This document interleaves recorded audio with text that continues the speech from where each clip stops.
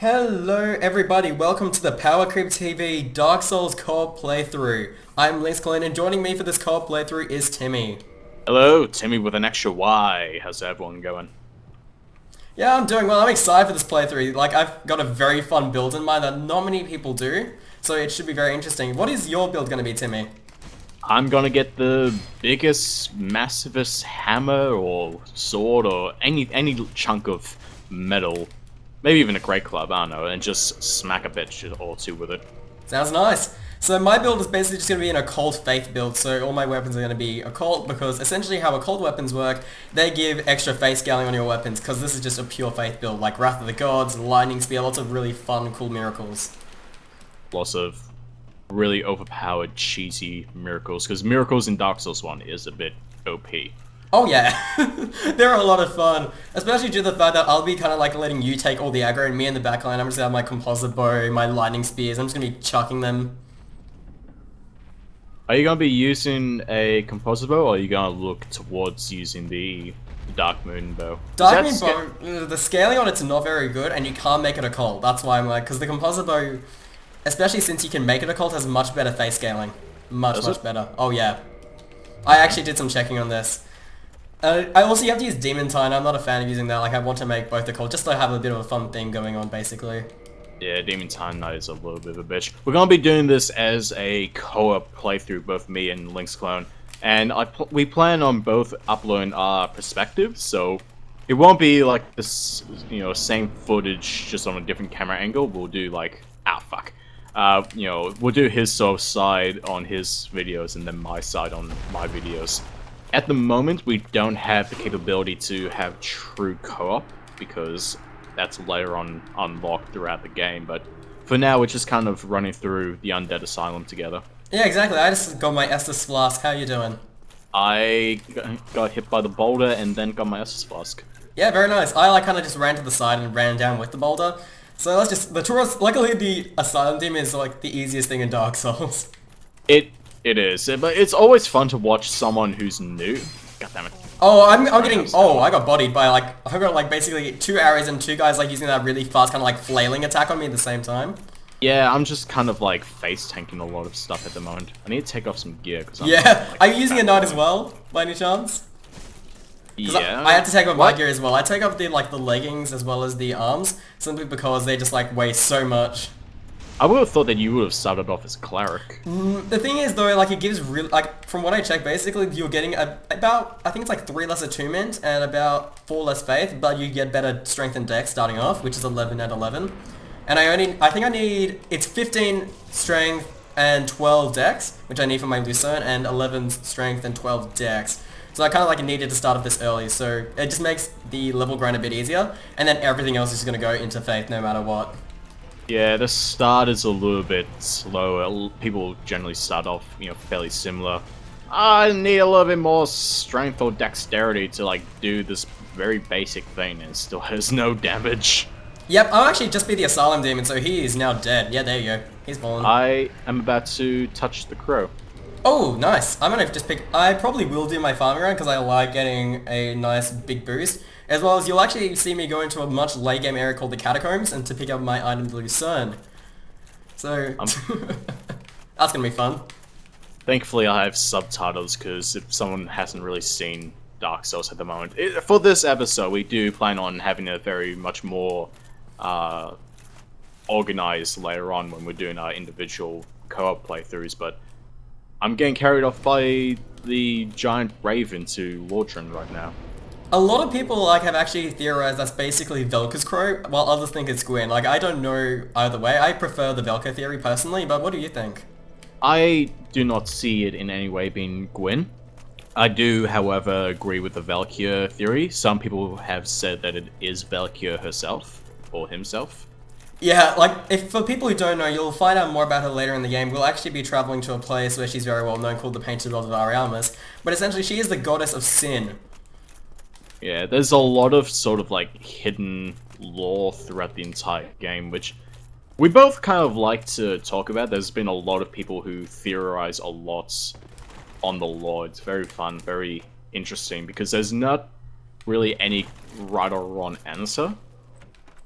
Yeah, a lot of it... It's a lot of things. Basically, a lot of the lore you'll be getting is either through items or just through very, very, and I mean super vague character dialogue. Yeah, like I got stuck on a ledge. You know, it's pretty interesting. It's very in depth as well. Like once you really start delving into a lot of the lore, then it's really interesting actually.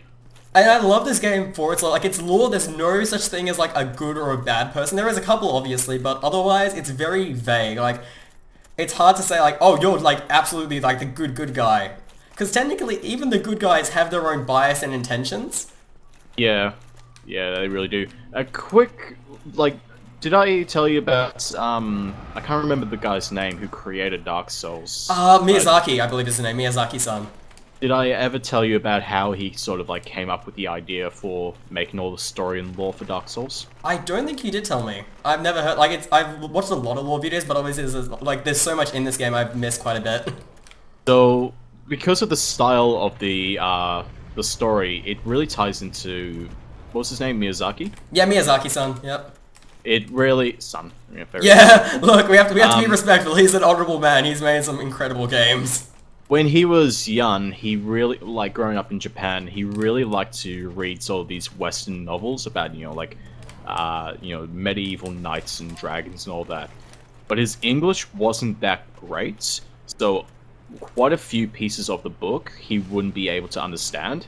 And instead of just kind of, like, skimming over it and then not enjoying the book at all because he doesn't know the story, he would make up his own story, like, with clues that he gets from parts that he could understand, and then he would sort of make his own adventure, which is really cool, actually.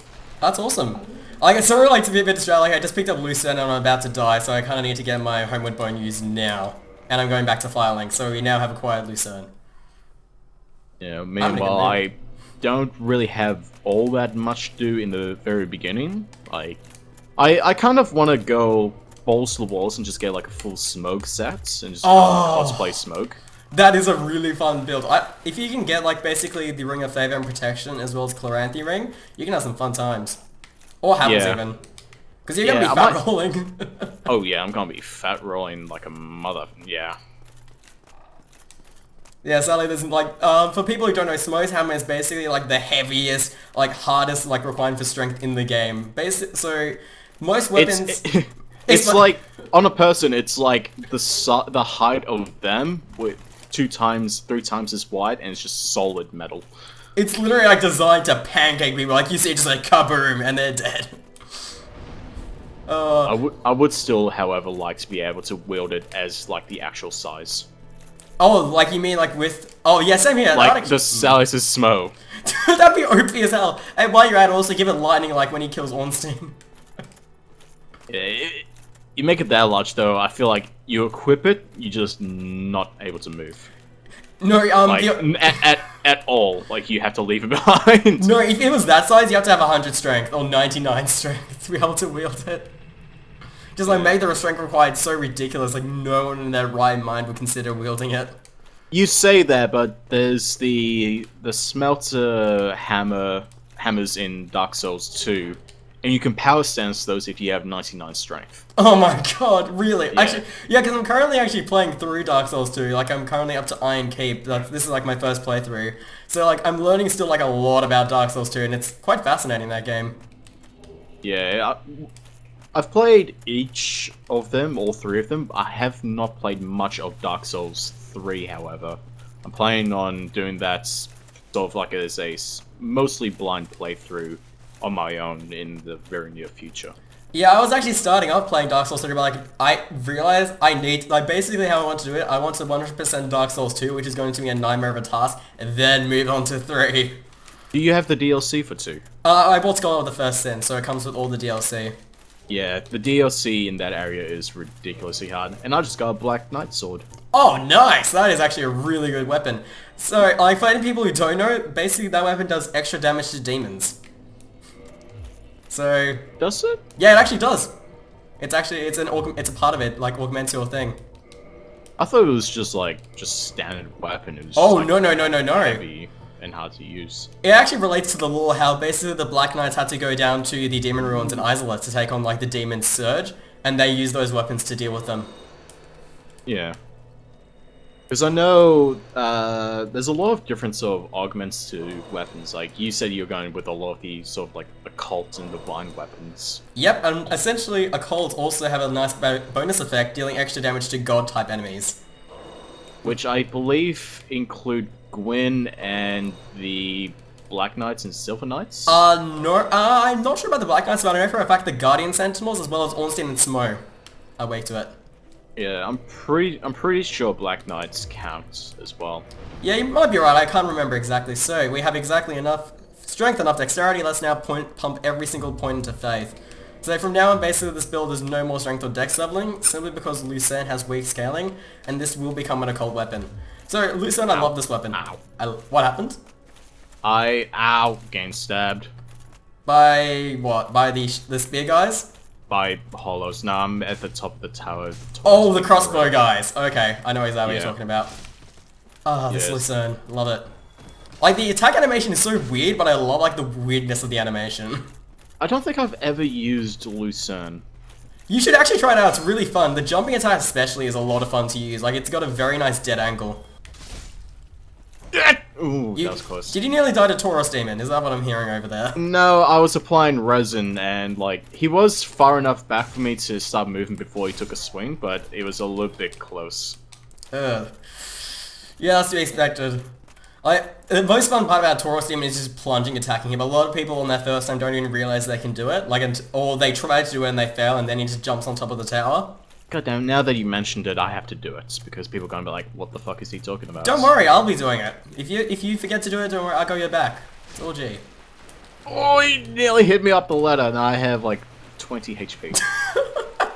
Oh, your run's going great. For this one, I actually didn't pick up the... Hacha!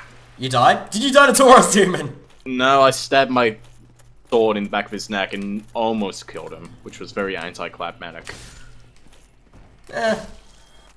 How is it anticlimactic? I find that stab to feel so satisfying. It would have been more satisfying if it killed him. You don't ever need to kill him. You can just basically stab him and then finish it off with like one normal attack. Get a bit That's more not finesse. as epic, though! That's true. The thing is, I usually start off the fight with the plunging attack, so I never usually kill him with that move. Normally I just skip it, use the gold pine resin, and just go. Yeah, I use the gold pine resin as well, but I always do the plunging attack first. It's like a thing I have to do now. It's a tradition. Like, I can't not do it anymore. Also, I'm just one-shotting every single enemy in the Berg. As to be expected. Lucerne, even though it has low scaling, has pretty good damage numbers, even like for a +1. Also, should we kill the undead merchant, or should we let him live? That's the question. Do you need his weaponry? I don't really need his weapon, but I like getting souls and humanity from him. Like, it'll be nice to have that extra bit of humanity. You're such a dick. Am I really though? I'm an undead. Yes. Okay, fine. I won't kill him. Just for you, Timmy. I won't kill him. Ah, dragon! I'm guessing you got the White Sign Soapstone? Yeah, I almost made it to the stairs before getting burnt to a crisp by the dragon. Oh, you died? No, I didn't die. Oh, nice. Yeah, Stop usually... assuming that I'm dying. I'm better than you. No, because what happens is usually I always get the dragon and then walk to Slayer, so that way I make sure I'm not going to get killed easily. Then he's like waiting for you, isn't he? No, so what you do is you walk onto the bridge and then it does the animation, like you just have to step a couple steps, and then you just go back to Slayer, and he's already like gone over the bridge. Doesn't do much damage when he first comes over. Yeah, he doesn't, he can be, if you catch him from behind, it can be pretty devastating, and I just don't want to lose my souls. I think that Hellkite Drake is the only enemy that I have not been able to beat, like, in a fair fight. Yeah, if you use some really janky stuff, you can beat him, but otherwise he is just... His attacks are really hard to dodge, because a lot of the time he just goes into the air and just runs away. I'm guessing you could probably do well on an int build. You could probably kill him. I'm also, like, under the suspicion that his attacks a, like, percentage health base, because I could just stack so much fire defense against him, and he'd still do, like, 8% of my health in a single freaking attack. That wouldn't surprise me. Also, I believe when he gets below half HP, he actually starts HP regenning as well. Just to make things more fun. Didn't you know that? Okay. Right, fuck you, Drake. Give me your tail. Oh, you're actually getting the Drake sword. Oh, nice. And I just picked up the claymore too. Run! He's pissed. I would actually recommend using the Black Knight sword over the Drake sword because it actually has scaling. Yeah, Drake's sword like is like the best noob weapon like at the start. It's just so much better than any other weapon, but it gets boring. Oh yeah. Well, the only cool thing about it is like the special attack. That I might actually use that for the holo room that's coming up later on. Okay, so I'm just about. I might not even take on the Black Knight because I just don't need either the souls or any of his weapons. So I'm just gonna leave him be because I need to catch up to you because I'm about to take on Tauros. Why can't I not? Oh, I might be getting invaded because. Oh, never mind. Don't get invaded, please, Timmy. I'll meet you at the sunlight altar. I'm just very close to being there. Yeah. Like if you can't sit at a bonfire, then chances are you're being invaded. Yep, and it sucks. And a lot of the time they just completely just drop out. Also, I got a Timmyy chunk to me. That's going to be given straight to you, aren't you? Lucky? Hey, yeah. So like because of the way that we're building our characters, we're just gonna make it a bit more efficient. Just sort of trade upgrade materials. So essentially, I don't need anything higher than a Timmyy shard because I'll be using green Timmyy shards and white Timmyy chunks for my cold weapons. Well, Timmy, he just need. I'm guessing you're going the standard path. Yeah. If I do get Smo's hammer, I need Demon Tide. There are so many that are in like Sense Fortress. You'll be absolutely fine. Oh yeah. Also, time to take on Tauros Demon. Let's do this. And as he does that, I'm going to see if I can take on Havel. Oh, you're gonna take on Havel. Nice. Good luck. Might as well. Yeah, just backstab him. That's literally the... Oh, you can parry him. I've never tried parrying him because if I try... Like, I haven't tried, but every time I get caught underneath, it's just a one-shot. Because I very... Yeah. I don't level up Yeah. Endurance or Vitality early. I like leveling up every other stat. I said... Yeah. Oh, no. I screwed up the jumping attack. Come on. There we go. Still landed. 525 damage from a plunging attack. Stop saying... If anyone... If you notice anything about Linksclone when he plays... He loves numbers. Oh yeah, I like min-maxing my character. That's why I specifically don't level up Endurance or Vitality. First, I'm like, gotta do the most amount of damage. Gotta just hit for the highest numbers. like you hit something and you have to say what number it is, even though it's on the screen. Actually, yeah, I do that. That is true. It's a very bad habit I'm trying to stop, but every so often it'll kind of slip out. Ah, fine, have on this 2 holos down here. What the fuck? They followed you. Yep. You cheeky, you cheeky soul. You tried to line strat, didn't you? Oh shit. Oh, I know. Was it the holos from the bridge that tried to follow you? No. I went to the tower, to the bonfire underneath the bridge. They're like you can't start off from. Okay, sweet. Also, I just triggered the dragon, so we are basically going to be finishing off this episode around here. I'm going to get the White Sign Soapstone and rest at Sunlight Altar. Alright, I'll probably just like finish my one up here and then come back and after I've killed Havel. Yeah, sounds pretty good. Ow! Ow! If holos don't kill me first. Yep, White Sign Soapstone acquired. Let's just level up. Because I've got like 5,000 souls in the tank and I want to get Faith like super high early on. Because I just want to get access to the Sunlight Altar, especially since I'll be doing co-op. I'll be able to access it even quicker than before, which is great. One thing I always kick myself for when I'm doing stuff like a Faith build is if I want to mid-force, I always forget to talk to the Sigma or Katarina? Sigma or Katarina. Yep. Onion dude. I accidentally screwed up his quest where I accidentally said no for helping him because that's the default option because I was like skipping through his text really fast. And that just completely screwed me over. I just like forget to like talk to him like each time because I'm just like rushing through.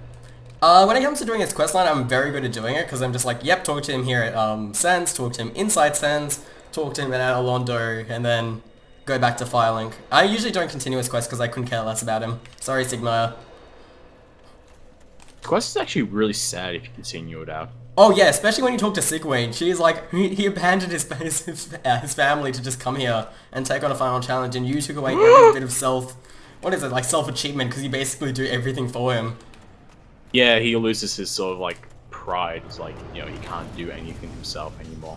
He always has to be saved. Yep. And then he just goes hollow because of you. Good job. All you wanted to do was help. All you wanted to, that's all you wanted to do. Guess what? Undead, you're useless. Okay, let's cross the bridge. Ah, screwed up the parry. Are you doing Black Knight? No, Havel. Havel still. Okay, sweet. Alright. Well, I'm gonna end my end here, and I'll just like cut back when I actually manage to kill him. You'll still hear me if you go and check out Linksclone's perspective from this point on, so that's a little bit awkward, but hello everyone on Linksclone's channel. Yep, I actually just got to the Sunlight Altar. I think we're going to finish off my first episode here, so thank you all for joining me for part 1 of this Dark Souls co-op playthrough. Next time we'll actually be doing co-op. We're actually using the name, no false advertising allowed. We will see you guys then. And so will I, so I'll see you there as well.